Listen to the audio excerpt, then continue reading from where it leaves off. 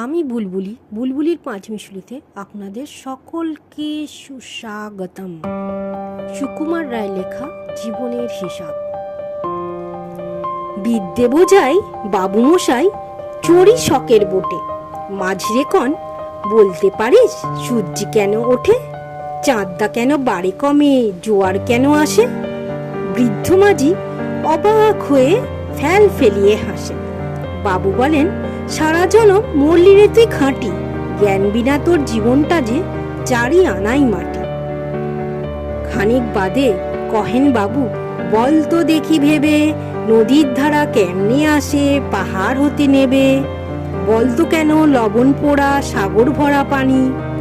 মাঝি সে কয়, আরে মশাই অত কি আর জানি।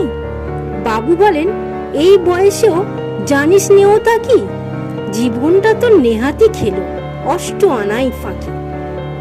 আবার ভেবে কহেন বাবু, বল তো ওরে বুড়ো, কেন এমন নীল দেখা যায় আকাশের ওই চূড়ো, বল তো দেখি সূর্য চাঁদে গ্রহণ লাগে কেন। বৃদ্ধ বলেন, আমায় কেন লজ্জা দেছেন হেন।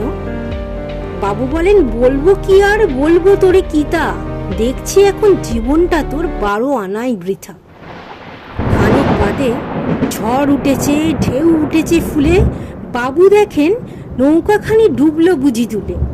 মাঝিরে কন, এ কি আপদ, ওরে ও ভাই মাঝি, ডুবলো নাকি নৌকা, এবার মরবো নাকি আজি। মাঝি সুধায়, সাঁতার জানো, মাথা নাড়েন বাবু। মূর্খ মাঝি বলে, মশাই এখন কেন কাবু, বাঁচলে শেষে আমার কথা হিসেব করো পিছে, তোমার দেখি জীবনখানা 16 আনাই মিছে। ভিডিওটা ভালো লাগলে প্লিজ একটা লাইক করে দেবেন, আর সাবস্ক্রাইব করতে কিন্তু ভুলবেন না।